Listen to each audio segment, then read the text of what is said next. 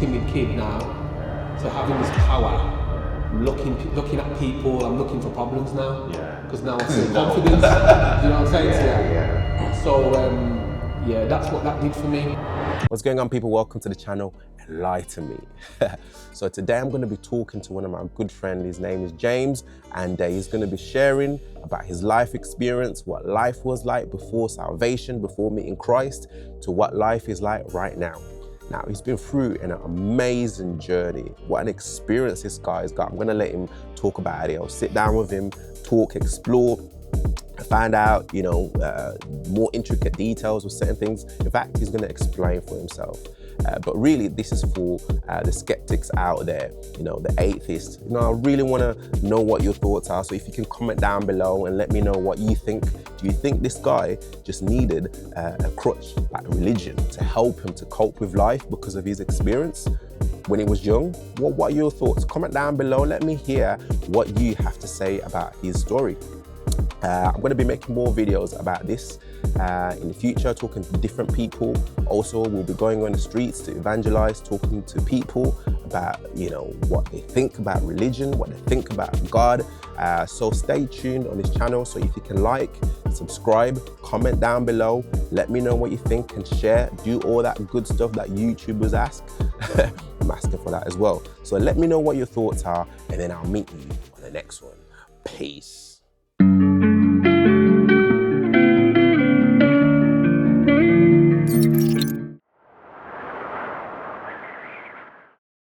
What's going on, people? So this is Dempsey back again, and I've got a special guest. I'm going to let him introduce himself in a minute.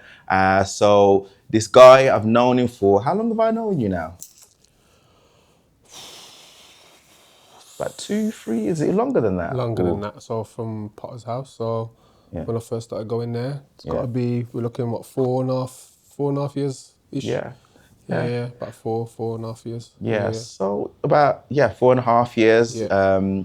I remember seeing you for the first time in church. In fact, you know what? Introduce yourself. So my name's James. So this is James. So we've known each other for about 4.5 years. I remember him coming to the Potter's House Church, and I remember you coming with a few of your boys. I think you're about 2 guys, one white guy, bald, and what's his name again? Man. I couldn't tell you about that. Yeah, it's, 4.5 years ago. Who knows? I couldn't tell you. Yeah. Okay, fair enough. So today we just wanted to talk about how you came to salvation. Obviously, you're born again and you're living for Christ. You love the Lord. You've been through a journey, and I can see from just the tattoos, there's been a lot of things that's happened in your life. And so I suppose the first question from me is, like, how did you come to, what was life like before salvation? Before salvation, it was just chaos. Yeah. Lost, as you mentioned earlier, in the prayer. Yeah. That this would reach the lost, and that's exactly what I was, in darkness. Didn't have a clue who I was, didn't have a clue what life was, or, what I was to do with my life. I thought it was all about money. Yeah. Clothes and, materialism. Chasing, what I mean? I was always chasing. And I was just completely lost, man. So, when you say, like, you were in darkness, what does that mean, in darkness? Because, darkness to some people, it means different things. To some people, it could mean, like, listening to dark music. It could be just, depression. It means that, you just, like, a not nice person. You know what I mean? That's darkness to different people means. To you, what does it mean? So people who don't know, like, Christian language and stuff. Yeah, I get you. So, in detail, really, it started off from when I was about 15, 16. Yeah. School didn't go too well for me, so I struggled in school. Yeah. I got kicked out of school, and a few months later, I was in a Young Offenders Institute.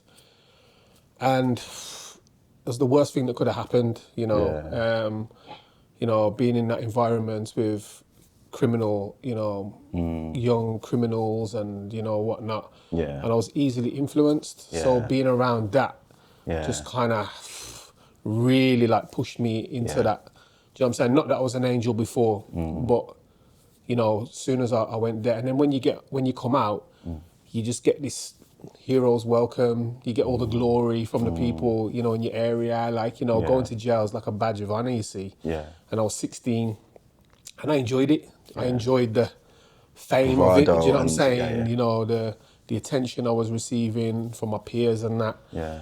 So that set me then on a path, because I didn't quite know what my skills were in life. I didn't know. Yeah. You know, I'd just been told that I was just, you know, in school, that I was just a, you know, problem child really, Yeah. because I wasn't very good at taking in the information. I couldn't focus, or I'd mess around in lessons. Okay. And I'm always having consequences. So I just believed I was just a naughty kid. So then Yeah. when I went to jail, I'm just like, yeah, well, this is what I am then. I'm a criminal then. I'm going to be a criminal.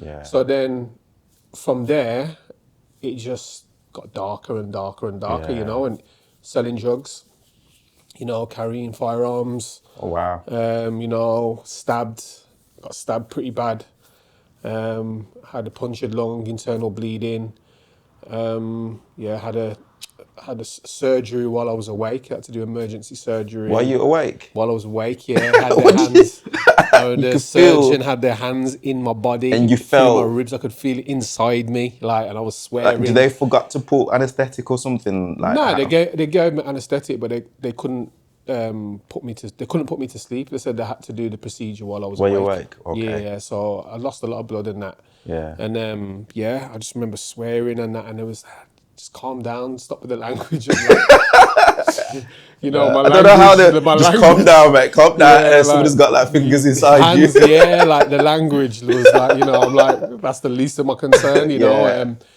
So yeah, that, and then just every time something happened, I would just get darker. Yeah. You know, I would just lose myself, Yeah. because I wasn't really brought up that way. Do you know what I'm saying? My mom, great woman. Do you know what I'm saying? She did her best. You know what I mean? She worked tirelessly to provide, put food on the table. But I had no male role model. Do you know what I'm saying? My granddad, amazing man as well, but he was old. He was older, so he didn't quite understand, you know, my generation and culture. So my mom can only do so. You can only do so much if you're a mother, a woman raising a man. yourself, Do you know what I'm saying to you? So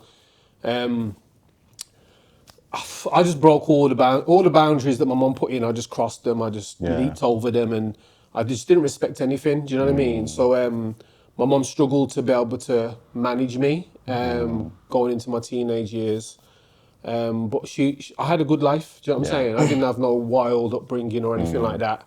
You know, so when I started to choose that life, it was a choice. Do you know what I'm saying? I wasn't shaped and formed in that dark place. You know what I mean? I just started to venture and around, you know, the wrong crowd, and I'm easily influenced. So before you know it, I'm in prison at 16, and then I've been stabbed, and I'm in a world By that I 16, never you're would have stabbed already? No, I think I was at 18 or 19 Okay, when I got that's stabbed. So it was like I'm in a world then that I wouldn't even have imagined. Do you know what I mean? It all started off with me trying to sell a little bit of weed. Yeah. And before you know, after that, I'm in a gang, you know, and you know we was creating like havoc. Do you know what I'm saying? You know, all kinds of things are happening. Yeah. You know, shootouts. Shit.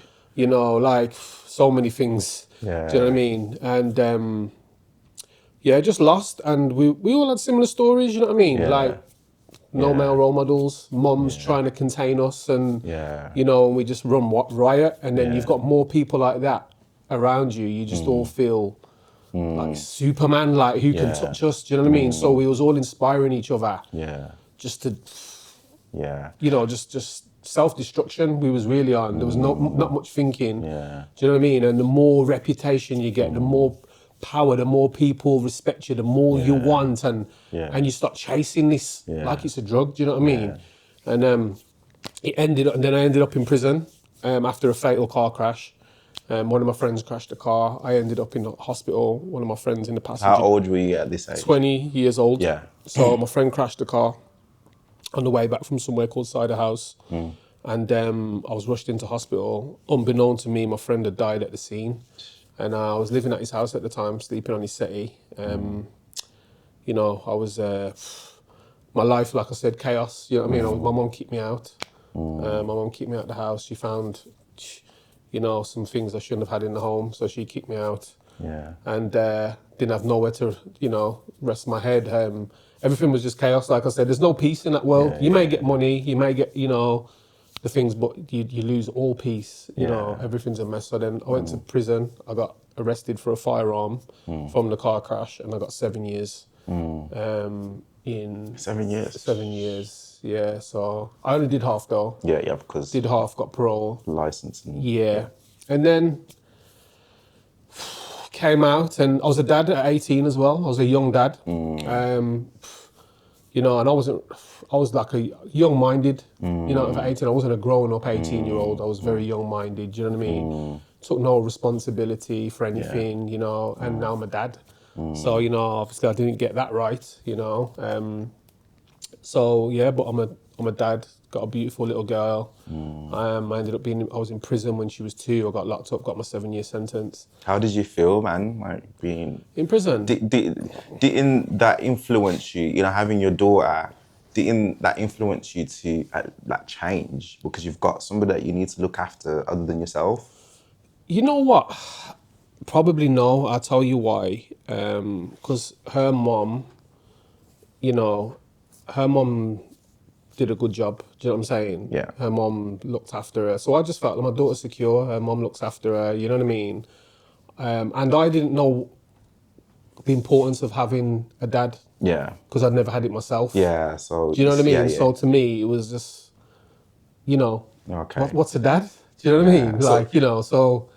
So you, obviously, you know, I'm trying to get to see like your state of mind at that time. Yeah. You didn't have a role model for you to identify and say, I can be like that person. So nothing in you, like there was nothing to dig inside of you to be like, at that time anyway, to say, let me look after my daughter. Let me stop doing what I'm doing because I need to build a better future for her. I love my daughter. I loved her, you know, I loved her dearly. Do you know what I'm saying? She, you know, she's beautiful, you know, just to, you know, see her human, but I was overwhelmed of this responsibility. Do you know what I'm saying? Like, I didn't have a clue about anything. Like my mom, what she would do is she would do everything for me. Do you know what I'm saying to you? Like, when I say everything, like, you know, she did my bedroom. You know, she would just model cuddle me. So, you know, that kind of leaves you at a bit of a handicap in life. Responsible. Do you know what I'm saying? So when I'm having a child, you know, barely know how to do my bedroom. Now I'm going to be a dad. Do you know what I mean? So the responsibility I wasn't ready for. Do you know what I mean? I really wasn't ready for the responsibility of being a dad. So I guess I was frightened. Do you know what I mean? In a sense, like, you know what I mean? But, you know, I loved that, but I wasn't a dad, if you know what I'm saying. Do you know what I mean? You didn't know where, like, you didn't have that role model, as you said, to... I can't use that as an excuse, you know, because I saw my mom, I saw the hard work she put in, I saw, you know, the love that she gave me. So I've seen what it is to be, I've seen what a parent is. Do you know what I mean? You know, so I can't just say, oh, you know... I never saw nothing. I never seen... I'm this blank canvas, I don't know what to do. So, you know, I know, and I had a granddad who, he'd take me to my football matches and, do you know what I mean? And show me that. So I can't, you know, just say I didn't, you know. Your mum watching this is like, hey man, like I was there, what are you talking about? Yeah, do you know what I mean? So I was shown, you know, family and stuff. So, but I don't know, I was lost. I was high on weed every day. I smoked so much weed, you know, it was unreal. The amount of weed I smoked, my brain was just frazzled. Do you know what I'm saying to you? I'm just constantly high. So, you know, trying to, you know, with someone who doesn't have a clue about life, monged all the time, trying to be a dad, trying to, you know, living this life on the roads, slave to his phone, running up and down, you know, selling drugs and whatever else. Do you know what I'm saying? So, yeah, there's no way you can be good Yeah. No way you can be a good dad. Do you know what I'm saying to you? Yeah. Because like I said, it steals everything from you. Do you know what I mean? And that's the thing about the roads. People think that it's this amazing, lifestyle, and they see what the rappers say about it. But when you're in it, it's stress, it's pressure, it's pressure. Do you know what I'm saying? And you lose all your peace, and then if you got no peace, you're just always snappy, on edge, paranoid, and you can't parent from that position. Do you know what I mean? Would you say that you were that like a stereotypical guy on the road, like on how you behaved during that time? Like, how did you see yourself? There was hindsight now. Yeah, so stereotypical, I would say there's levels, do you know what I'm saying? On the streets, there's levels to how deep you are in. You know, there's people who sell a bit of weed and they don't bother anybody, and I'm not saying they don't bother anyone. Obviously, they're still giving weed to people and it's mashing up their minds or whatever. But they're just quiet. They don't cause no trouble. You know what I mean? Yeah. And then you can go to the other extreme where man are robbing people, shooting people, stabbing people, and I was more to that extreme. Right. Do you know what I'm saying to you? Yeah. So I would say stereotypical. It depends who you ask. Do you know what I'm saying about that? Yeah. But my thing was, because I wasn't really that, I had to force it. Right. And the more I had to force it, the worse I had to be. You see what I'm saying? Yeah. I wasn't just convincing other people. Yeah. I was trying to convince myself that I was that guy. Right. Do you see what I'm saying? Yeah. So if there was something, I would go further. Right. I would go even further. Because most people looked around, saw me just a skinny kid at the time. Yeah. Didn't have no one backing me. Do you know what I'm saying? So then, I remember buying a gun, and that was just, it just completely possessed me, like, you know what I'm saying? So when you bought the gun, what was your intentions? Well, I bought a gun because at the time I was making a bit of money, and I was just, no one really rated me. Do you know what I'm saying? It's a skinny kid and that. And I just knew, like, if I don't have a gun, I'm just going to be someone's meal. Do you know what I'm saying to you? Yeah. Did you ever think, like, I might use it one day, or this was just, like, for protecting yourself? You know what I mean? I never went and bought it with the intention I'm going to go and shoot somebody, but I knew that if something happened, I would probably have to do something. Do you know what I'm saying to you? Otherwise, I wouldn't have bought a real firearm. Do you know what I'm saying? I could have gone and bought something that would scare people. Yeah. So in my mind somewhere, I knew maybe I'd have to use it, but I didn't want to. Do you know what I'm saying to you? I didn't want to, but when I had it, it changed me. Yeah. So it's a little bit like you get a timid person. They're anxious, very shy.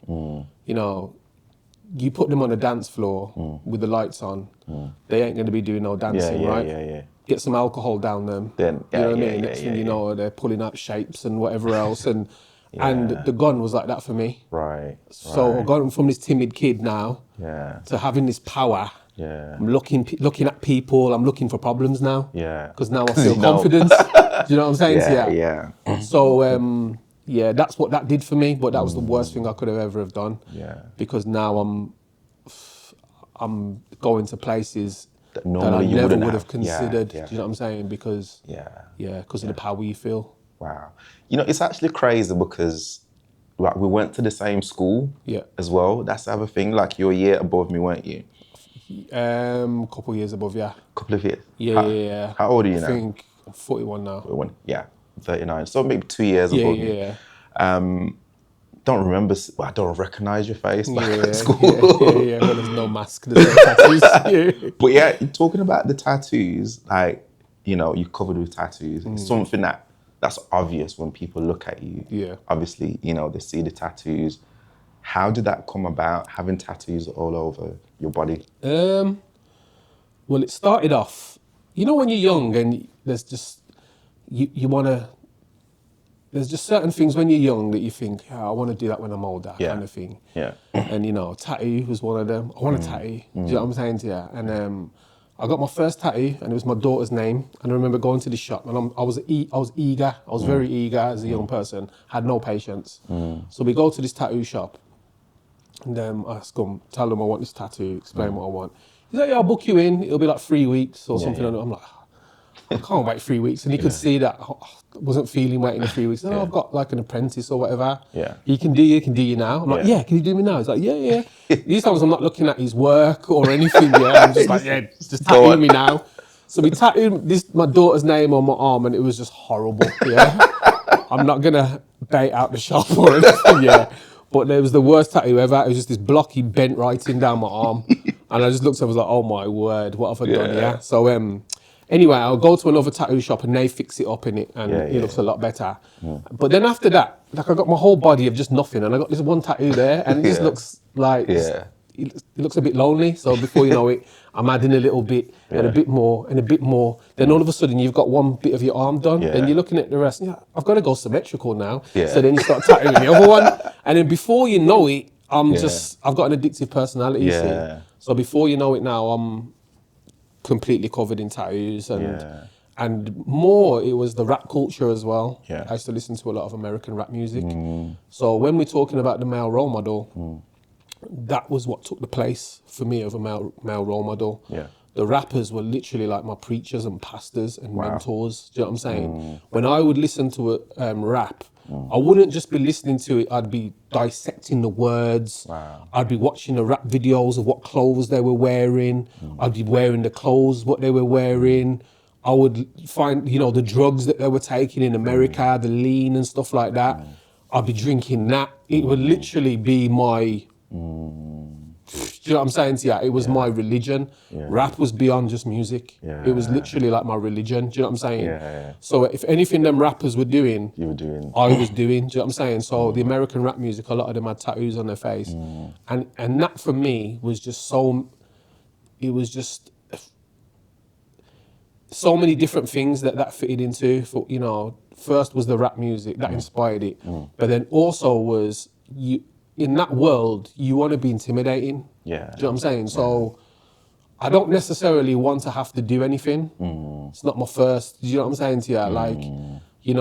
But the tattoos on my face said to me, if I saw people with tattoos on their face, I thought, he just looks like a madman. Do you know what I'm saying to you? That's what I see. That's what I used to see. So I thought, that's what I want to portray. That's what I want to be portrayed as, this madman who doesn't care. Do you know what I'm saying to you? So I put, the tattoos on my face. And I didn't regret them. And I don't know, it did something. I'll be honest with you, in that world, it did. Do you know what I'm saying to you? It changed my whole aura. Do you know what I mean? In a sense, with the tattoos on the face. Okay. But yeah. That's extreme, bro. But it's like, how do you feel even now? Obviously, your life has changed. We're gonna get into that in a bit. But how do you feel when people look at you now with their opinions, views, stereotypes? How do you feel right now? It doesn't bother me because I've done it to myself. So I guess I was attention seeking when I did it. Do you know what I mean? I wanted to get people's attention, right? For whatever reason, So when people do look and whatever else, like, this is what I've signed up for. Do you know what I'm saying to you? So I can't, but I've seen some wild people walk towards me staring, and they cross the road, like literally, like blatantly, and then they're walking across the road and they're still looking at me like just, and I'm like, wow, is that the impact that it has? But I forget that they're there. Because you don't see them unless you look in the mirror. And even when I look in the mirror, I don't see them anymore. And it sounds weird because they're always there. It's like having a mole, or you just see it as part of you. Do you know what I mean? You forget that they're tattoos and you forget what other people see. Do you know what I mean? So the one time it really hit me, I was in Bridgnorth, and I was walking on the river bank. And as I was walking, I looked up and there was a guy walking towards me, and he had tattoos on his face. And I thought, he looks like a madman. Honestly, I thought, he looks crazy. And then after that, I thought, and then he walked past me and he did this. Like acknowledging each other. You understand me thing. And I thought, oh gosh, I look like that. Do you know what I'm saying? So then I realised, well, if I think like that, what does everyone else think when they look at me? Do you know what I'm saying to you? So, so it hit me that day, so I can't really, a lot of people, it's an icebreaker in conversation. A lot of people ask me about my tattoos. Oh, you tattooed? And I'm like, it's just boring for me now. They just, it's like, I just, yeah, it's a part of my life that's not me anymore, kind of thing. But the stains are still there. Do you know what I mean? The evidence is still there, kind of thing. So, like you talked about, you know, your past, how difficult it was for you. Now, talk to us about how you met Christ. Like, how did that come about? So, I was on the roads from about 15 years old, and at the time I was 33, just before I met Christ. I was 33, and all I'd ever known is the streets, yeah? It's 18 years, you know, of being on the streets, and on the streets like heavy. So, you know, really, you know, out there on the roads. And I was, you know, been through the, you know, different phases, and, you know, I'd rap, I would do all these different things, and I'm always looking for, you know, trying to be satisfied. You know, go and spend like £1,000 on shoes and all these things, you know, thinking that they're going to be the thing that, if I just have these shoes, then I'm going to be, and you put them on and you take a few photos on Instagram or whatever it is, and then you realise they're just shoes, and then, you know, or whatever it is, you know what I mean? Yeah. And then it became drugs. Do you know what I'm saying? That was that became a big thing in my life, because you're under so much pressure in that world, and it's not normal, but you kind of get used to it in a weird way, because you've been out there for so long. It's like it's all you've known then. So you don't know a life without it. But it's an unnatural pressure that you're under, because for one, you got to watch out for like enemies, sometimes trying to shoot you, stab you.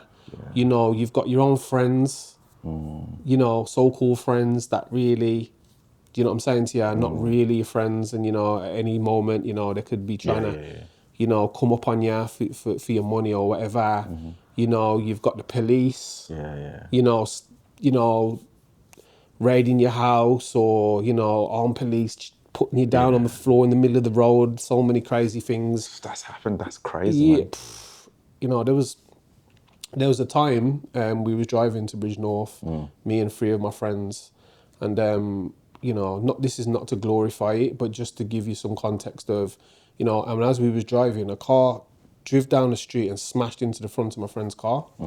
Now, it smashed into the front of my friend's car, and we'd gone to jump out, like, whoa, like, and as we gone to jump out, I've just heard shots, pop, pop, pop. So I've just sat back down on the back seat, and there was this wait, and then next thing I've heard police. So then I was a bit like, do you know what I'm saying? I thought it was like someone else who was trying to, you know, come for us. And we all come out the car. It was all down on the floor. They'd shot out all the tyres in the car, you know, trying to stop the vehicle. They'd arrested us, searched us for like firearms markers and stuff like that. But yeah, the extent they went to, they came and just lit up the car. Do you know what I'm saying? Like shot up all the tyres in the car. Could have been caught with a stray bullet or something as well. Do you know what I'm saying? It was the traffic. Lots of traffic, Bridge North Road. Do you know what I mean? It was serious. Yeah, it was crazy, you know. And so, you know, the moments like this, it's like that's not normal. Yeah. Do you know what I'm saying to you? Nah. We would go to the police station, you know, got searched, whatever, and be released because they never found anything. But we'd laugh it off, go get drunk and just carry on the night, and we'd just be laughing about it and push it to the back of our minds. But when you think about it, that's not normal.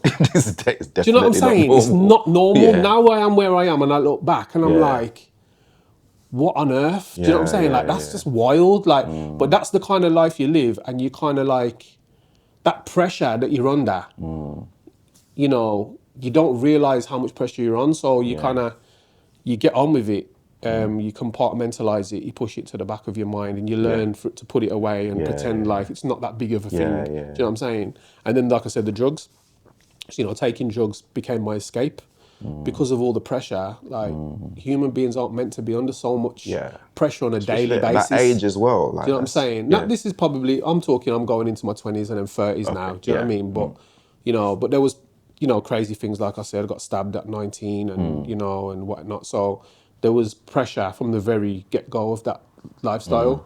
But yeah, in the end, it takes its toll. So before you know, I'm drinking, I'm taking drugs, you know, just to escape. Because you just forget about all your problems. Because you got a million problems in that world. Do you know what I'm saying? Yeah. There's a million problems, and because you continue in the lifestyle, Yeah. you're not solving them. Yeah. You're just making more and more and more. So in the end, you look to self-medicate, Yeah. and that's what I was doing. I was self-medicating by getting high and that, and then when you get high, you make more mistakes. Yeah. So you do crazy things when you're high. So then you need to take more drugs to escape those problems. So you're in this vicious cycle, I know. this loop, and you just don't know how to get out of it. Do you know what I'm saying? So I got to a place where I was just getting high all the time, and I was depressed, like seriously depressed. Do you know what I'm saying to you? No one ever knew that. My best friend out there never knew that because you wear a mask. You just smile, you pretend everything's good, you wear your jewellery and your designer clothes and pull up in your nice car and counting your money and everyone's thinking success. Yeah. But inside, like, I'm depressed. No one knows who I am. You know, you're only getting this actor, in a sense. Yeah. Do you know what I'm saying? But you act for so long, you forget who you are. You actually believe you're the character. Because when I set off on that journey, it wasn't who I was forcing it, like I said to you. Yeah. So if you ever watch Batman, The Dark Knight Rises, Yeah, and the one with the Joker, Yeah. and The Dark Knight, well, the one who played Heath Ledger, he played the Joker. Yeah. When he took on the role of the Joker, he went that deep in the role, he lost his mind. Yeah. And he ended up dying. Yeah. Lost his mind. A lot of other complications that. But yeah, I get what you mean. You know what I'm saying? And then Jack Wynn, the one who plays the Joker, the newest one, he also said that he felt like he was going mad after getting into the role of the Joker. It's called methodical acting or something Methodical like that. acting. So imagine doing that on the roads. Because it's not you really. So all of a sudden you're playing this role. Yeah, a character that is not really Character you. that's not really you. Yeah.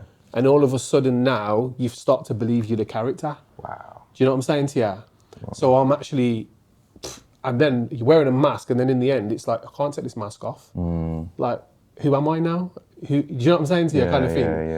Yeah. So that's what it was. And but sometimes I would do crazy things, or my friends would do things to people, and I would feel really bad about it. Yeah. So my conscience was still there. Do you know what I'm saying to you? At times I'll be like, whoa, like I feel really bad about that. But I wouldn't let no one know that. Yeah. But inside I would feel bad. And I was severely depressed. Drugs. How old were you at this time? Alcohol.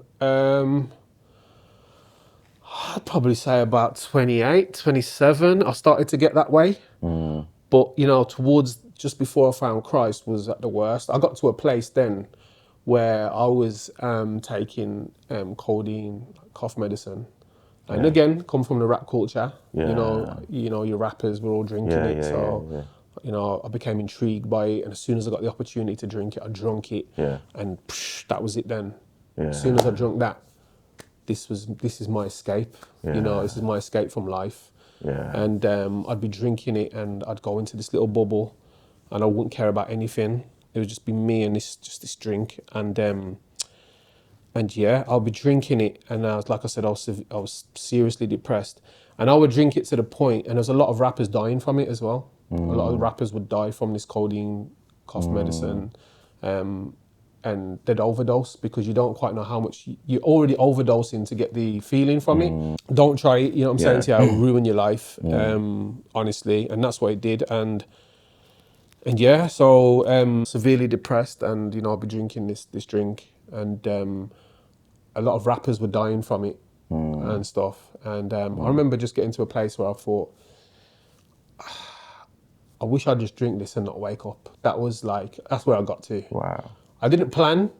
I hadn't got to that point, but it was the early stages of my life. Such a mess. I don't even know where to start to fix this. So I started to flirt with the idea of just hopefully one day I can just drink enough of this and not wake up. But luckily before that, you know, I had my encounter with the Lord, which I'll show you, you know, what happened there. So I'm drinking this drink, you know, I'm out of my mind, I'm high all the time. My family are worried about me. They're seeing, like, you know, the effects. I remember my mum coming here and I was off my face, like, just high. And she was like, she just looked at me like, you know, I remember looking at the shock she looked at me with. And yeah, she said after that, she says, I don't think you'd be alive next year. Like, 'cause I was really bad. That's how bad it was. Really bad, yeah. And so, yeah, I remember how the beginning of the journey, I was searching, but I didn't realize till in hindsight now, but I was searching for answers of life. Since a little boy, I've always questioned life. You know, I'll kind of look up at the stars and one day, man, you know, what on earth, like, you know, these stars and the sun. I'd look at the creation and just know, you know, something has put this here. This isn't just random. Yeah. You know, I don't know Big Bang Theory or no, you know, none of that. There's too much. There's too much intelligence. There's too much, you know, of a design for it to just be random. Who do you think put that in you? Did you go? I suppose we went to Catholic church. Was it part of it as well that brought that in your head, or what was it like? Quite possibly could have been. But if I'm honest, when it came to religion, then I was so switched off from it. I found it so boring. Do you know what I mean? It didn't intrigue me in any sense. Going to Catholic schools, I just wasn't interested in hearing about the message. Yeah, I just wasn't ready to hear. Probably, right. do you know what I'm saying? But could have triggered that. Yeah. What's, you know, the creation and stuff. It could have triggered that in me, and I've always. But I wanted answers as well, though. Yeah. Do you know what I mean? I wanted answers as a child. You know, I thought, what's purpose? You know, what's life? Like, what? I used to have this weird thing. I used to think I was in like a bit of a simulation. Yeah. So I'd think, is reality me and everyone else are like characters that aren't really conscious, just in my experience? I used to have all these weird. You're the center of the. Yeah, I'm the center of this Universe. of this human experience, and everyone else are not real. Yeah. And you know what I'm saying? So, yeah, so I'll be like, are they conscious? I know I'm conscious. Are they conscious? Yeah. I used to have all these weird thoughts. So I've always wondered about life and, you know, the truth of what life is and stuff. So, but yeah, as I went on in my journey, I got lost. So, you know, that question was kind of, you know, yeah. So then, anyway, I got to a place where I started to search. I remember this guy, a Jehovah's Witness, knocked on my door. Me and him got into a conversation, and then he'd come over to my house and we'd be doing Bible studies and that. But he'd come in and I was like monged. Do you know what I'm saying? I'd be high, or I was on a come down. Yeah. So nothing was going in. Do you know what I'm saying? He'd be there, like, and he's trying to win me over, and that, and I'm just like out my face. Do you know what I'm saying to you? And he didn't realise. Yeah. But he was a good guy, and he'd come back to the house. Yeah. And then he'd come back and I'd be out getting high, and you know, my missus would, he's not here, he's on drugs, he's taking drugs, and he's like, whoa, do you know what I'm saying to you? But he'd keep coming back and whatever. And then Mormons, and I'd be having convos with Mormons. I was just, you know, I was very intrigued, you know, by religion, spiritual things. And just before I found Christ, I used to have this weird little ritual where I would be high, as always. You can see a lot of this story, I'm just high all the time, yeah? And so basically I'd get high and I would have crackers and cheese, yeah? Yeah. Like, you know, Jacob's crackers. Yeah. So I'd be high out my face, get home, have crackers and cheese, and I would listen to this guy, and I'm not even gonna name him because I don't even want anyone to listen to the guy, because you know, he's just a deceiver. But I'd listen to him, and he was like a philosopher, and he'd be telling you all these things of who God was or who God could be. He never gave you any answers. He'd say, "What if God was? What if the life was?" And there was all intriguing, but there was no answers. So I'd be high, eating my crackers and cheese, just listening to this guy on YouTube. Yeah, but he had this like mesmerizing voice as well. Do you know what I'm saying? So yeah, that was me searching. Do you know what I'm saying to you? I don't even know how I stumbled across him. Do you know what I mean? But anyway, so next thing you know, my life's a mess. I'm high all the time. I've got, at this point, you know, I've got all my children, and I'm not a dad in any sense of the word to any of them. You know, I'm just a waste of space, really, if truth be told. And I went boxing with one of my friends. My friend was a boxer. So I went down to the gym with him one time, and we could have little scraps and stuff, you know what I mean, from that life, but didn't know about boxing, you know, stance and, you know, and all this stuff, and you guard, and I didn't know nothing about boxing. So I went, we did some circuits, did some boxing. I felt amazing. You know, all your endorphins are going, and do you know what I'm saying? So I went, and I loved it, and then I went back the next day, and before you know it, I've bought all the boxing gear and that, and I'm training like 5 days a week, you know, 2 hours a day. I got in the best shape of my life, and my friend, he taught me how to cook because I was eating healthy meals. It's like I was literally I was training to become a boxer. I wasn't. I was like 33, but it was keeping my head above water. It was giving me something to stopping me from spiraling. Do you know what I mean? Because I knew I'm at a point now where I want to die. So, you know, this was keeping my head above water. So the boxing was like keeping me. Do you know what I'm saying? So, I'll be training every day. You know what I mean? And I trained for about 7-8 months, and trained for about 7-8 months. And towards the end, I started to get a bit bored because I'm like, where's this going? Where's the end? What's the end game? Do you know what I'm saying? So my friend could see I was skipping sessions, and he could see, and then he suggested I did like a white collar boxing match, which is basically a charity event where people who have never boxed before really don't have much experience in boxing, and they put on this event, shirt and tie event. You sell tickets to your friends and family, and they'll have it at like an arena or whatever. And you'll have a scrap, and you know, and there's a night, you know, drinking champagne and whatever. So so I signed up for that, and my friend, he ended up going to jail. My trainer, he ended up going to jail. Oh, gosh. So he was the reason I got into it. Now all of a sudden I've lost. He was like my mentor, really. He's my friend, my coach, like. And then all of a sudden he's gone. But so I carried on anyway, and it was like an 8-week training program. And so we went through this 8-week training program, and man, it was all a bit crazy, like. So we'd train twice a week, and what they would do is they would get you to spar with the person that they would probably try and make you fight on the night. Equal ability, do you know what I'm saying? Trying to put on a good fight for the crowd and whatever else. And me and this lad used to spar and that, and he was quite good. And I'd been training for 7-8 months straight, do you know what I'm saying? I wasn't the best, but I was all right by then. 5 days a week, 8 months, do you know what I'm saying? It was like a lifestyle by then. So I was fit, do you know what I mean? So I knew I was all right, but this guy used to be a bit handy, like, and I didn't want to fight him. I wanted to go, you know, give someone some lick, look good, and then off I go, do you know what I'm saying? But he was quite handy, so I didn't really want to fight him. I didn't want a challenge. I just wanted to look good, kind of thing. But anyway, one of the lads who were there, he ended up having something terrible happened to him. His little boy passed away, and I just remember the whole thing wasn't the same from then. Do you know what I'm saying? Like boxing, like who cares about boxing? Do you know what I'm saying? He's just lost his little boy, like But anyway, I didn't think I'd see him again, but he did. He come back, and he was carried on training and that, and like obviously he needed that to keep focused. Do you know what I'm saying? So that was his thing he needed and that. But anyway, everyone, I thought I was going to fight this guy, and so did everyone else, this other lad.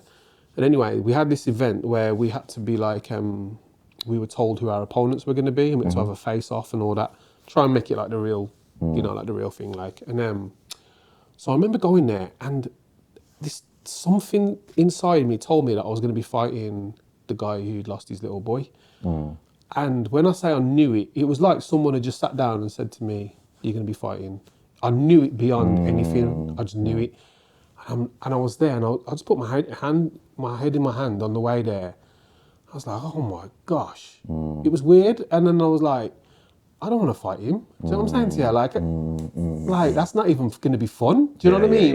So anyway, we sat down, and everyone's going, oh, you're going to be fighting Te, you know, the guy that everyone thought I was going to be fighting because of the sparring. I said, I'm not, man. I'm fighting, you know. And just like, I said, trust me, man, I know it. I know I'm going to be fighting him. Anyway, next thing you know, they're calling the names, and then they've called his name, and I'm like, here we go. They call my name. Yeah. So we get up, we do this like face off, and I'm like, man, ruined the whole experience. Yeah, Do you know what I'm yeah, saying? yeah, yeah. Ruined the whole experience. But anyway, I thought, you know what, we'll just go ahead with it, and it is what it is. So I remember the night of the fight. I remember going to this event. I think it was like at a hotel, and they had this like big function room and whatever else downstairs. And yeah, I remember getting there, and I was like terrified, like terrified. And I'll tell you why. Was because since I was 15, I've always hid behind things. You know what I mean? If it wasn't the drugs, it was a weapon, knife, a gun, my friends. You know what I mean? Behind my expensive clothes, car, jewelry, whatever it is, I've always hid behind these things. Helps you to kind of have a sense of identity. You can hide in it. You can, you know what I mean? No one gets. You don't get to. You're not exposed. Yeah. But now I'm going to be on a ring. In front of everybody, in front of everybody, exposed. Yeah. You know, and then all these thoughts, say if he knocks you out. Say if you... So now I'm like, what have I done? Because at this point now, I'm like, I've got like a bit of a reputation. like where I'm from, I need to be like a savage. I can't afford to be getting knocked out. So now all these thoughts are going around in my mind. And I'm like, oh my word, what have I signed up for? So anyway, now it probably wasn't that deep, but in my mind, it was. I've got a reputation to. I can't afford to look weak. Yeah. So anyway, I remember sitting there for like we had to be there like 4 hours before the fight. It was like torture, man. We just sat there and you can see everyone's stressed and whatever else. Yeah, everyone's on. You know, it's like a big thing in it. So I remember watching these Mike Tyson videos, man, for about 3 hours straight. And all I was watching is knockouts. So my plan after watching these videos is I'm just going to try. I'm just swinging. Like I am just swinging. And I'm just going to try and nail him. So anyway, the fight happens. We have our ring walks, etc. We go in, and that's my tactic. And I'm just swinging. I'm just at him around the ring, just swinging. Then about 40 seconds in, my leg just I feel this mad sharp pain in my leg, and I kind of stumble, and then I get up and I go, and then bam, my leg goes again. The third time it happens again, and like my leg's in like serious pain. I'm like, what on earth's happened to my leg? So the ref runs over because I can't even stand up, and he just calls off the fight, and this guy didn't even have to throw a punch. You know what I'm saying? So, like it was. Like, so I've done all this training, 8 months, sparring with my friend, and he was like a professional boxer, like, no issues with my leg. Leg was perfectly fine. And this fight happens, 40 seconds in, boom, it's over. So I've done all this training and all this, So anyway, I go and get an ice pack put on my leg and whatever. It turns out that I tore all my ligaments in my leg, and I had to have an ACL reconstruction and all that on my knee. So anyway, I get an ice pack put on my leg, and I go to sit down to watch the rest of the fights. And as I go to sit down, this guy comes out of nowhere. This white guy, middle-aged white guy with this big beard, and he comes over and he says, "I need to talk to you." So now, I'm like, just a bit edgy, like, talk to me, and he's like, yeah, but he can see now that I'm just a bit, And then he goes, "Oh, no, it's all right. I just need to tell you my story." So I'm like, "Your story? Like, what's going on here?"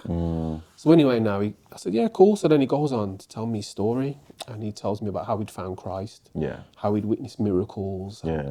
So now I'm like, I'm intrigued. So I'm listening. Do you know what I'm saying? And I'm really intrigued. But what grabs me is when he's talking to me, I'm getting this weird feeling going through my body as he's talking. And I'd been speaking to Mormons, like I said, speaking to Jehovah's Witnesses. Nothing. Do you know what I'm saying? It was just, there was nice guys and that. There's something different but about this guy. But there was something different about when this guy's talking to me. I'm like, what? I can feel it, but I'm not saying nothing to him because I'm like, yo, what on earth's going on? So he's telling me this story, and then he says, God's calling you. He said, as soon as I saw you in here this evening, God told me I needed to speak to you. Wow. So now I'm like, okay, is he a madman? Do you know what I'm saying to you? What do you mean God talks to you? Do you know what I'm saying to you? What kind of... But anyway, now, So he says, God's raising an army. And he says that you've got influence, but you're using it in the wrong place. And I'm like, okay, I've got tattoos on my face. You can see my friends; they all look a bit fuggish. So you know, you can easily come to that conclusion. Yeah, like that dude right over Do there. you know what I'm saying? Like, it's not easy to kind of discern that. So, but the feeling is real. Do you know what I'm saying? That's something I can't shake. So anyway, now I start asking questions. Well, how's your way the right way? There's all these different religions. What's different about Christianity? Yeah, kind of like thing? how Or Jesus, rather. Yeah, like what's you know, how do you know how you got the right one? Like, do you know what I'm saying to you? I said, I believe in God, but what's the way to God? There's so many different ways. Yeah. So we have this convo anyway, and in the end, he says, "Look, can I give you my details on Facebook? Can we carry on this conversation?" I said, "Yeah, cool." So he gives me his details on Facebook, and I go to sit down, and this feeling's even more.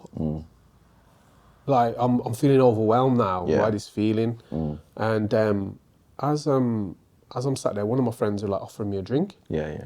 And you know, that was my game. Yeah. Drinking and having a good time. But something was like, I couldn't drink. I felt guilty for drinking. Wow. I'm like, whoa, what's going on here? You know, what on earth is why am I feeling like this? Yeah. So my friend, I said, nah, man, I don't want it. And then my friend's like, what's up with you? So then I tell him the story, and he's like, yo, that's weird. Because he knows me, I don't refuse drinks in it, so, you know. So anyway, I'm sat there now, and in the end, I just say, yeah, give me a drink. So I have the drink, and boom, I just feel normal. So then from then, remember going out that evening, getting drunk, whatever else, go home, early hours in the morning. And then I wake up, and it's the first thing that comes to my mind. Man, that weird experience that I had with this guy. So anyway, after this, I get up and go about my daily routine of selling drugs and that. And but something's different this time. I'm actually feeling my conscience is awake to what I'm doing. This is just from a conversation that you had the night before with this and guy. he hasn't told me, he doesn't know, he hasn't mentioned. He said I'm using my influence in the wrong way, but he hasn't mentioned anything. But I'm feeling guilt for selling drugs. I'm actually seeing the damage that it's causing lives, moms, dads. You know what I mean? Children trying to get the attention of their moms, and the moms are just too busy, you know, high and you know, there's no money in the children's in the house, and the children are going with that. And I've been seeing that, but my heart was hardened to it. But from this moment now, it's been awakened. So now I'm trying to do it, but I'm like, man, this don't feel the same anymore. And that went on for a little while, for a couple of weeks, I think. But I was also seeing signs of God everywhere. What do you mean seeing signs? So just, let me try and think.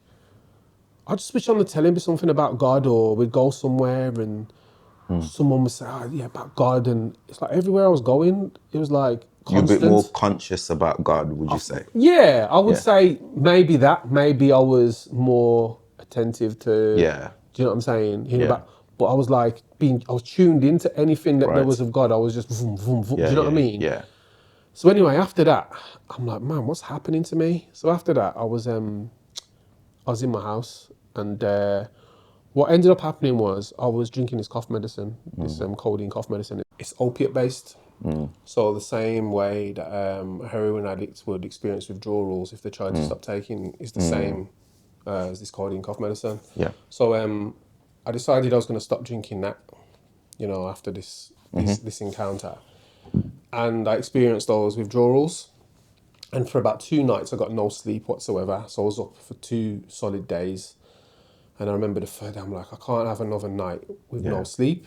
So I remember going to one of my friends, and ended up getting some weed off him. I didn't smoke weed at this time, stopped smoking weed, I hadn't smoked it in years. But I thought this would help me relax and I could maybe go to sleep.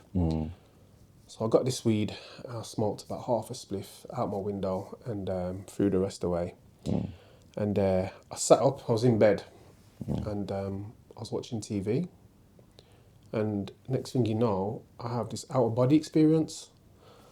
And what do you mean by out-of-body experience?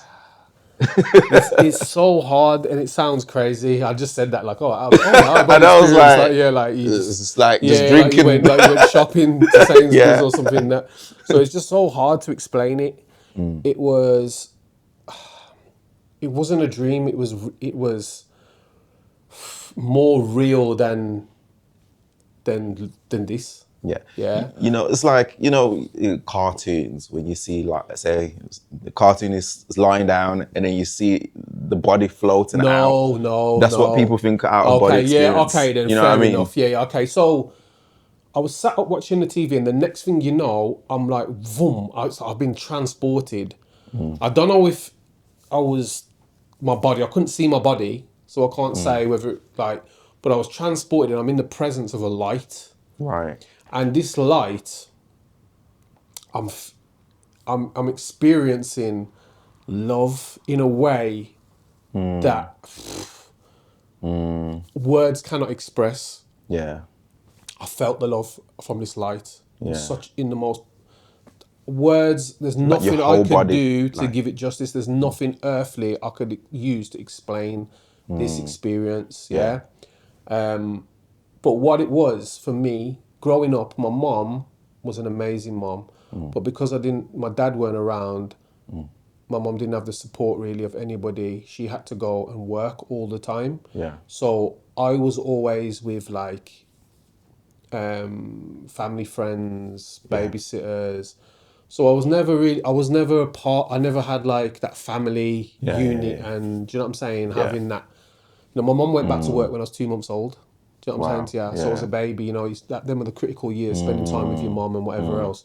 I didn't have that because my mum had to go back to work. We lived in London. Do you know what I'm saying? So I never had that. I've never felt loved, and that's why I was a bit of an attention seeker. That's why I love the glory and the fame of the roads. Even happy to come out of prison and get it from that. Do you know what I'm saying to you? So, but when I felt this love,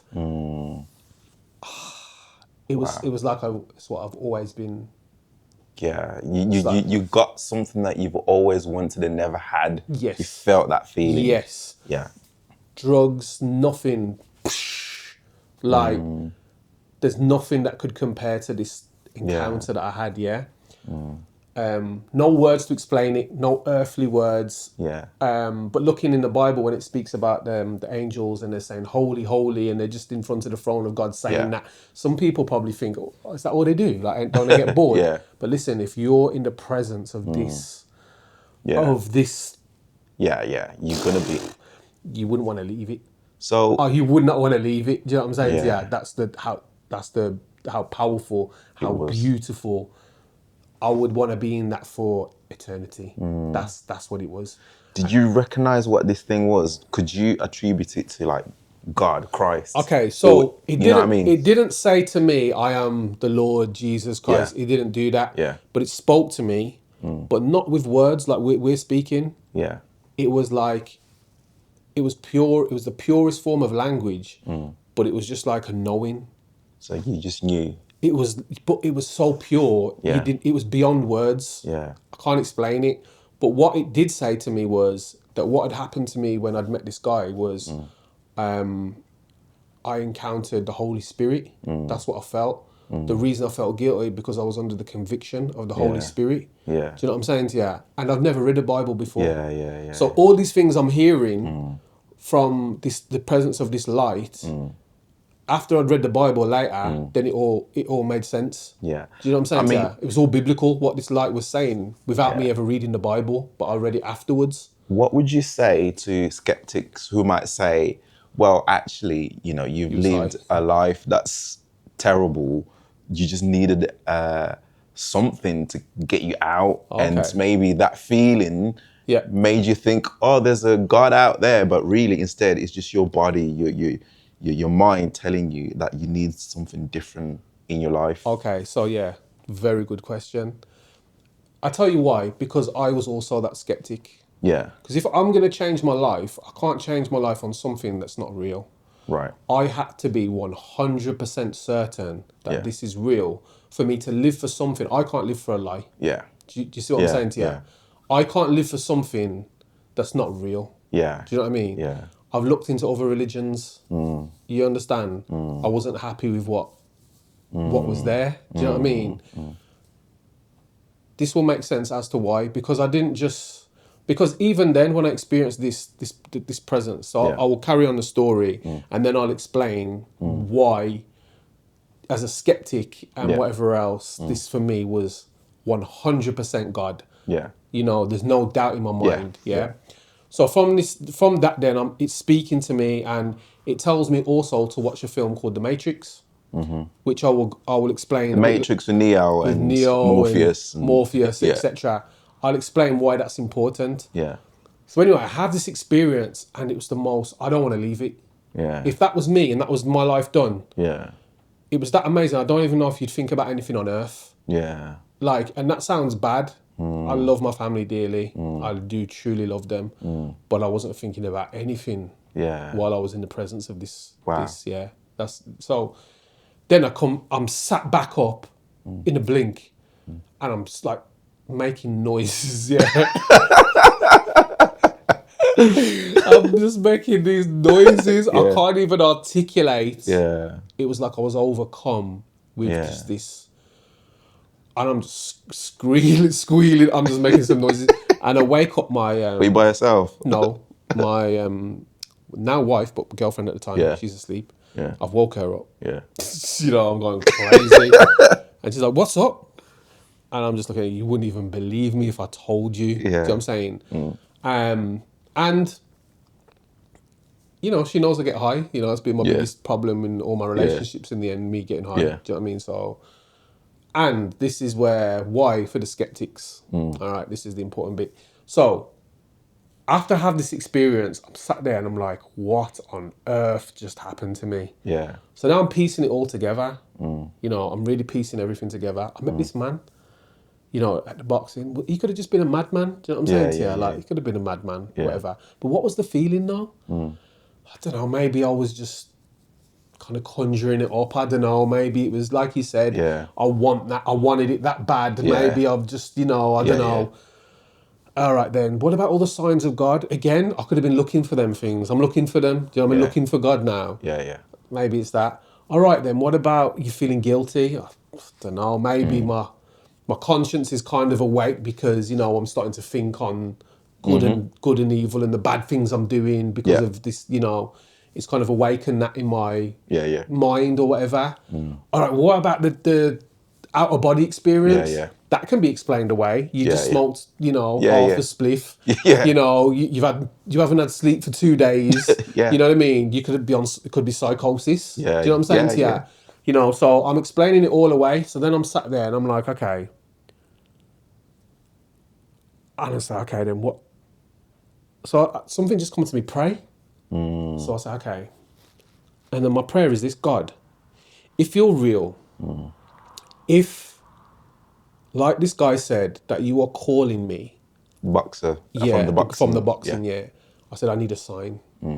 I need a sign just to know that all these other things that I'm trying to, you know, talk myself out of, I need to know that you're real if you're calling me. And I said, I need a sign. And then I'm thinking, okay, it's 1 o'clock in the morning on a Sunday. I said, if the guy from the boxing randomly messages me now at 1 o'clock in the morning, after I've experienced all this, right at this moment, I'll believe. So, okay, I pick up my phone, click on my phone, click on Facebook, because he was messaging me on Facebook. Click on, a message comes through straight away off this guy. Wow. I throw my phone down. My hair's on my neck and standing up. I'm like, whoa, like 1 o'clock in the morning. You could have messaged me at 1 in the afternoon, 5, like 1 in the morning. Like when I'm asking for this. Yeah. So all I say is, how did he know? All I keep saying is, how did he know to message me at this exact moment? Yeah, that's... How did he know? That's all I can keep saying. So next thing you know, I pick up the phone. I was like, what was the message? So I pick up the phone. It says, hi, bud. Blessings. You'll have to send me your meant to be number. Time for a coffee. I just know. Wow. So when I'm saying, how does he know? He's written at the end of the message, I just know. But what he said makes no sense with the rest of the message. So he's even answered what I'm saying out loud. Yeah. How did he know? And he's at the end, I just know. Wow. So now I'm like, whoa, I've asked for a sign off God. He's given me the sign and more. Yeah. Do you know what I'm saying? He's even answered in the message what I'm saying out loud or in my mind or wherever it may have been. Wow. So now I'm like, how can I deny that now? Yeah. So I'm like, whoa, there's too much now. Because even the prayer and the sign I've asked for it's happened. Do you know what I'm saying? So now I'm piecing it all together. I'm like, how could that not be? Do you know what I'm saying to you? It gets crazier. So then, a third night, I get no sleep because I can't sleep now with all that what's just happened then. So I'm sitting there and I'm just thinking about my life and everything else and what I've just experienced. So I make a decision. I need to stop selling drugs.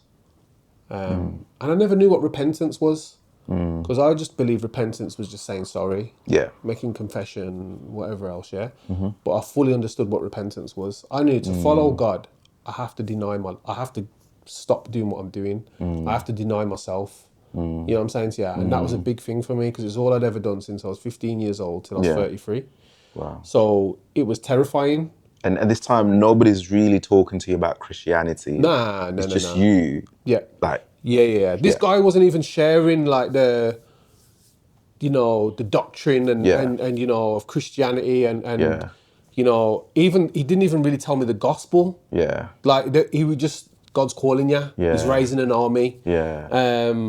Didn't say much. There wasn't like, the gospel. He didn't go into all that. But there was more at work. I felt a power. Do you know what I'm saying? Apostle Paul said we didn't come to you with word only, but in power. Yeah. Do you know what I'm saying to you? So then I make up my mind. I need to stop. I need to stop selling drugs. I need to stop taking drugs. So I said to God, I said, I make a commitment to you. I don't know what you've got for me. I don't know what you can do with me. This is before, again, just want to emphasize, this is before you sat under a preaching or anything like that. It's just you making decisions by yourself and the power that you'd felt. You just knew something needs to change. Yeah. Never heard a sermon in my life. I didn't know the gospel at this time. I just knew that there is a God. Yeah. And he's just answered my prayer. That was the small mustard seed that started it off. So then I make that decision. And the next day, I make a phone call to all the people who used to sell drugs for me and that. And I go down to the area that I'm from. And they come outside, they get in my car. And I must have looked like a madman. I've been up for 3 days at this point. Yeah. So, I must not have looked normal. So when I'm delivering this message, I obviously look like kind of a crazy guy. So they got in the car and I was like, I'm done selling drugs. And they're like, they probably look at me like, you're on drugs. So, I'm like we're poisoning people. Yeah. And they're like, I said, listen, we're doing Satan's work. Seriously? Yeah, but the one guy, he knows Christianity. Do you know what I'm saying to you? He knows it from his family. Yeah. So he kind of understood it. Right. So I told him, said, look, what you do is up to you. Yeah. But, I can't have people's blood on my hands. Wow. And that was it. And I drove off and I kind of cut off everyone. I realised that I can't be around, and again, I didn't have anyone preaching to me or telling me these things. Yeah. I just knew to grow, I could not be in that environment. Wow. And in Psalms 1, blessed is the man who walks not in the counsel of the ungodly or walks in the path of sinners or sits in the seat of the scornful. So, when you read back on it, you understand it, what the Bible teaches. I was practicing it without knowing the Bible. That's what I'm just about to say. You are at this stage walking under the Spirit, you could say. You're walking as if you're under a preaching of a minister or a sermon, you know what I mean? Because you just suddenly started changing your life. Yeah. Because what normally happens is a lot of people, they go to church, they get preached, and then they're like, oh, okay, you know what? I need to start changing my life. With you, it's almost like just things just started happening without, and which is really amazing. Yeah. those were the big things. And don't get me wrong, there's things now when That you I still need to needed. hear Yeah. in sermons.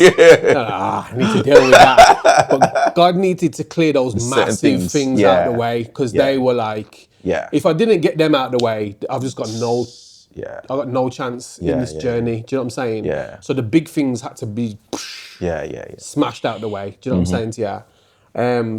So then went back home, and the first thing I did was, I gotta watch The Matrix. I had that experience with I call it the light. Do you know what I'm saying? And we know that Jesus is the light of the world. Do you know what I'm saying? But the light didn't declare itself to be anything. Do you know what I'm saying? It told me about the Holy Spirit bringing conviction. And I read that in the Bible after, that the Holy Spirit brings conviction. Do you know what I'm saying? That's why I'm feeling guilty. I'm feeling convicted. Do you know what I'm saying? So then it was just confirming what I'd experienced really was, it wasn't just... I read the Bible, it started confirming what I was experiencing. So then I watched The Matrix. I thought, let me watch The Matrix. Now, this is just where it got just weird. So I put on The Matrix, and Matrix is my favourite film. It's not like I was watching a new movie. I've watched it countless times. But I watch it, I'm like, well, why do I need to watch The Matrix? So I put it on. And Neo's, for those who don't know The Matrix, or those who do, this is just a little... some insight, as you may have not have seen the movie this way. Neo's a computer hacker, and he, in one of the first scenes, someone goes to buy some of his the discs, hacked discs, and they knock his door, and he passes them the discs, and they say to him, my very own personal savior, Jesus Christ. In the movie, they say that? In the movie, he says that. Right at the beginning, I'm like, huh? Okay. I've never heard that before. So anyway, I'm like, whoa, there's the first thing. Then after that, the whole movie was basically about the gospel, because Morpheus, he speaks about this one who's going to come. He keeps telling everyone about the prophecy of the one who's going to come, John the Baptist. Neo, he dies in the first one, and he's raised to life again after he's kissed by the Trinity. Trinity being the girl Trinity. When he's freed out of the Matrix, he's got those things that are all stuck in him, and he comes out of this water pod. Baptism. The Agent Smith, anyone who's not freed from the Matrix, he can possess them. He's like a demon. The architect, the one who makes the Matrix to keep everyone trapped in this Matrix, is basically Lucifer, the god of this age, as it says in the Bible. The ship that they travel on is called the Nebuchadnezzar. Is a king, obviously, in the Bible. The last city is called Zion. The one who tries to sell him out, I think his name's Cypher. He wants to go back in the Matrix, and he sells them out to go back. That's Judas. There's so many. So that really spoke to you, meant a lot to you. So I watched, and then at the end, basically, he goes to fight Agent Smith, who's taking over, his darkness is spreading, and he goes for this one last standoff and fight. And in the end, he lets him kill him.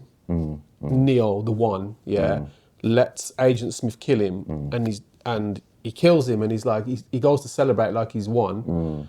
And then next thing you know, he realizes that this sacrifice, and boom, he defeats the death that keeps, because Agent Smith touches people and they just go black. It's like this death spreads, and then he lets him kill him, but he defeats him by dying. And then he's brought down from the fight, and he's like in a cross, like motion.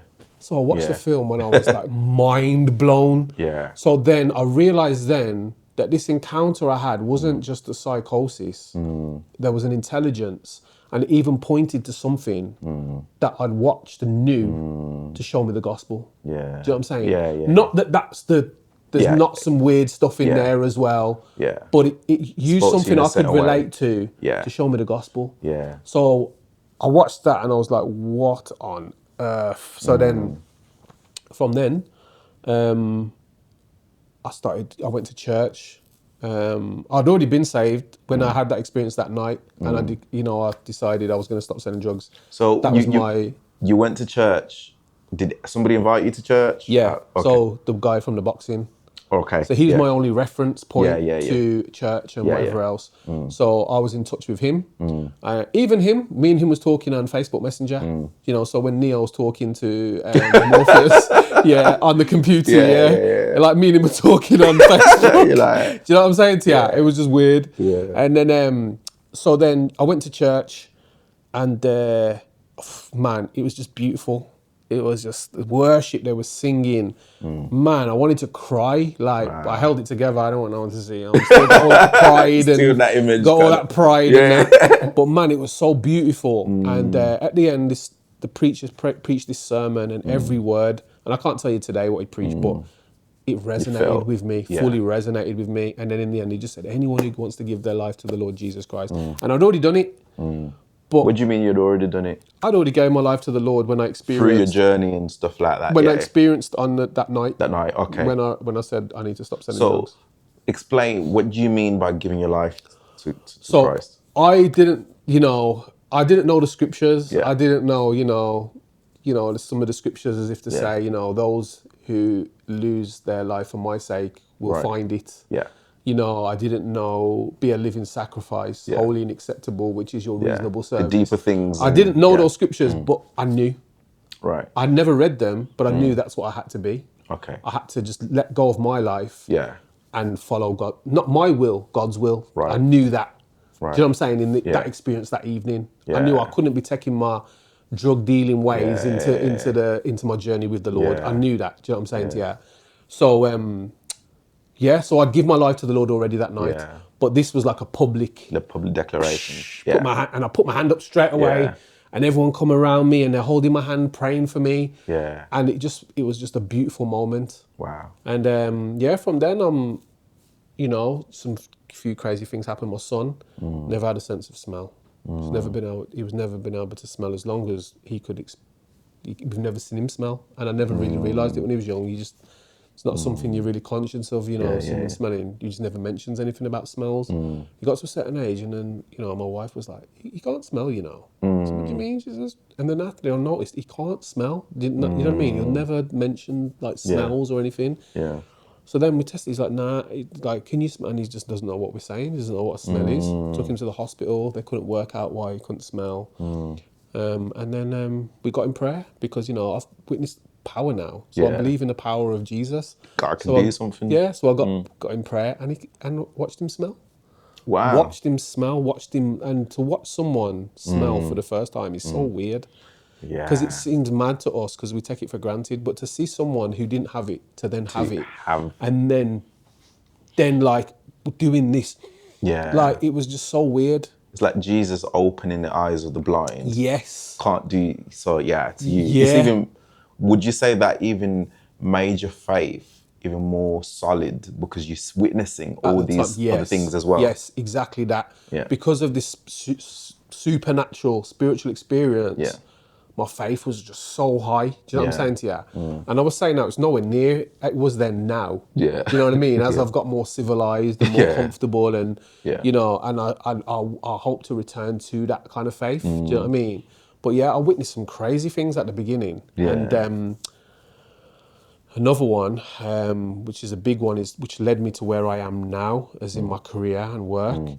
So I'm looking for jobs. I found Christ. I've gone on this journey of redemption and becoming a new creation. And but now I realise I need to make some money. Do you know what I mean? Can't make money the way that you used to. Can't before. make money the way I used to. That money doesn't last for long. And I get married to my girlfriend. I'm doing everything right. Like I'm not doing anything half-hearted. Like I say, I had an addictive personality, which serves you good when you're doing the things of the Lord. You see, but that's also a curse if you got put into the wrong places, right? So get married straight away. You know what I mean? But now I'm looking for a job. I want to put food on the table. I want to provide. And to be honest with you, if someone would have given me a job sweeping the streets, I would have took that with both hands and celebrated. I didn't care. Legit now. Yeah, I'm free from the trap. And I just I'm just happy. But with what I've found, it's worth more than any money or anything else. So, but I'm looking for a job. Going for all these job interviews.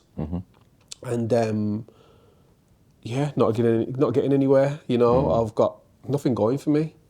Tattoos on my face, criminal record, nothing on my CV, no GCSEs. Yeah. Big massive gap in my work. Yeah. I think I worked one job when I was 17 for 2 weeks. Yeah. So I've got nothing to offer. So when you know, when I'm going for these interviews, you know, so now I'm like a bit worried because I didn't know many people from that world of work, because sometimes it's not what you know, it's who you know. And I didn't know anybody who could just go, yeah, come and work with me or whatever. So I start to be like, what am I going to do, man? But I've got faith. And at that time, so many people from my past life were ringing me because I used to sell like cocaine. And so many people are ringing me with prices that I've never heard of. When I was out there, Trying to draw you back. Listen, when I was out there, it was always, you know, crazy. Yeah, prices and This people are coming up. Oh man, you ain't wrong me in a minute. You know, I got this. I got it for this. I'm like, huh? I had to step back. I'm like, nah, bro, man, it's not me anymore. You know, like, do you know what I'm saying? But it wasn't just one. It was a few. Wow. All coming out with this mad Trying to draw prices. you back. Yeah. And it's at a time where actually I need money. Do you know what I'm saying to you? Like, you know, but I remain faithful because I believe that, man, Lord, you've called me. I know you've called me. So what have you called me? Out of this. Yeah. What have you called me to? So so then applying for all these jobs and not getting any of these jobs. So what ends up happening? One of my friends used to go to Africa, and he used to go and help out with an orphanage and stuff in Africa.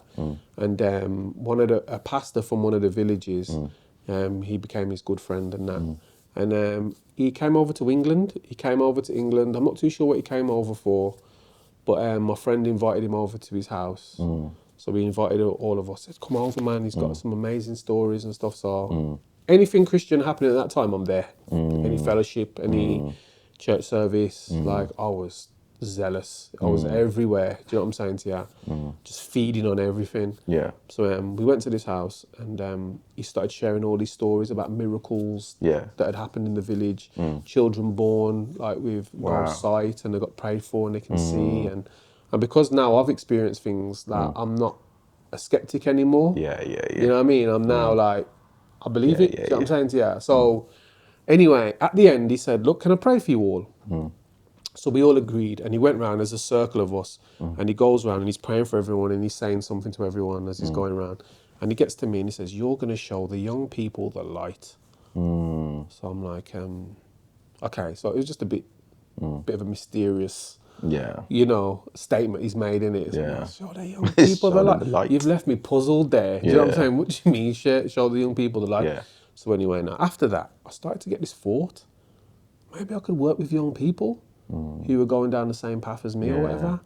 But I'm like, man, you've been applying for jobs, you know, in factories. People won't even trust you in a factory. Who's going to trust you with kids? Do you know what I'm saying to you? Yeah. So, you know, I've got this, you know, and the mind can be wicked, man. You know what I'm saying to you? You can't always, you know, sometimes the mind will speak sense, but other times, man, it'll be your biggest, you know, critic or whatever. So, but it's there. There's a seed that's been born, like, and I'm like, yeah, maybe I can, you know, work with young people. So how am I going to get into that? What do I even do? So the first thought that comes in is ring the probation service. Okay. See if you can speak to your old probation officer. Yeah. So I call up the probation service. I ask for my old probation officer, and they're like, sorry, she doesn't work here anymore. So I say, look, okay, can I quickly tell you a bit of my story? Like, and I said, look, I used to, you know, be like, you know, on the streets and not selling drugs, and I've completely changed my life, and I want to see how I can get into working with young people who are going down the same path. So she gave me this number for this organisation. I give them a call, and the manager answered the phone, and I tell them on the phone, it's my story. Yeah. She's like, we've been waiting for someone with lived experience. Wow. Can you come over and have a word with me? So I'm like, yeah, for sure. So I'm like, wow, okay. Get in there. Good. Then there's another job on Indeed at a residential care home, children's home. I apply for that. They give me a call. Wow. Can you come in for an interview? I'm like, okay, whoa, you know. It's only an interview, but I'm like, still. Okay. So I remember telling one of the brothers, who worked in a children's home. And I've told him, and he straight away he shut it down. He's like, nah, bro. He says, not with your record and you know, and no experience working with children and no GCSEs, and he was listing all the reasons why I'm just not gonna get it. Yeah. But I'm just like, man, I'm just gonna go for it, man. What's the worst they're gonna say in the interview? Do you know what I'm saying? So I had them both lined up. I went to go and speak to the lady who worked with these young boys in gangs and stuff. Went and spoke to her, and she's like, yeah, man, I'm happy to give you some hours. It's not permanent. But something. Something. I said, she said, I can give you, I think it was 10 hours a week, £10 an hour. So I'm like, okay, it's like £100, £100 a week, you know, I'm a grown man, I gotta look after my family. But it's a start, you know, thank you, you know what I'm saying? Do the hours when you want, just do them whenever you want, And it was just going into areas where there was like a lot of gang issues and just engaging with young people. That's all it was. So they put that in place, and then I went for my job interview at this children's home. And I went there and I was just honest. I just told them exactly who I was, what had happened to me, and why I wanted to work with children. And at the end, the manager of that home and then the owner of all these different children's homes were both there interviewing me. And I could tell that he liked me because he kept smiling at her and nodding his head, you know what I'm saying, when I'm speaking. And then at the end, she just stopped and she said, I'd be crazy to give you a job. But something is telling me I need to give you a job. Oh, wow. Wow. That's that. I'm like, I know what that something is. I know what that something is. Right there, So anyway, she said, but I need to speak to Ofsted because I'm not sure what they're going to say about it. Yeah. So all right, cool. So I left her with that. Anyway, time's going by. I'm still waiting to be cleared from the other one because you got DBS and whatever else. Yeah. So I'm still waiting for that to be cleared for the 10 hours, and I'm there. And I get to a point where I'm desperate, man. I've got no money. I've got to the point where I've spent all my money, got no money. And I remember it was one day, it was one specific day when I was getting a bit discouraged. I get a phone call in the morning from the lady. Yeah, you got your 10 hours of cleared now, you can start. I'm like, relief. Yeah. A couple of hours later, I get another phone call. Ofsted have got back to me. They've said that it's on my head. She said, and I'm ready to take the risk. What do you mean it's on your head? So if anything goes wrong, it's down to her. Yeah. Do you know what I'm saying? Oh, on her head. Yeah. Down on it's on her basically. Yeah, I thought she's taking a risk, Yeah. But she says I'm ready to. Do you know what I'm saying? Yeah. So she says, yeah, you can start. It's 3 days on, 3 days off. So I got a full-time job there, and then the other one 10. I can do when I want. Yeah. So now I've got 2 jobs, both working with children. Wow. Do you know what I'm saying? Wow. So I start the work, and then before you know it, I get a full-time job working with the gangs. I left the residential home and that. Yeah. And then I get another job working with my old form teacher, he was now a headmaster at another school in Warsaw. I worked there with him, and then the school that I got kicked out of in my last year, got permanently excluded. They'd asked me to go and do some assemblies because they was having some issues and stuff with the boys. So I get there to the school, and the vice principal meets me, and she didn't even realise I went to the school. Yeah. So I said, you came to the school? I'm like, yeah, I came to the school. And then she's like, whoa. So then it made it even crazier for her. Yeah. And I said, well, how did you know, like, about me, like, kind of thing? Do you know what I mean? Like, so she says, we typed in, former gang members turned mentors. We just typed it on Google, and you come up. And not long ago, we did, like, an article in the paper. Yeah. I did a few articles in the paper. The BBC one that you've done? There was a few. Yeah, I did a few. So they typed that up, and that came up. So then she's reached out to one of the publishers of the organisations, and then they got in contact with me. Wow. So then now, next thing you know, I'm in assemblies, sharing my story in the same place it all went wrong. Wow. Do you know what I'm saying? That is crazy, man. That is crazy. So and now I'm there. That's where I work full time. And some days I sit there and the reality hits me again. I'm like, I look around, I'm like, whoa. Yeah. You know, and I'm doing Bible studies with children. Wow. You know, we have a group of students. Yeah. Lots of students have come through doing Bible studies. That is And, crazy. you know, so when that man said to me, That's how it started.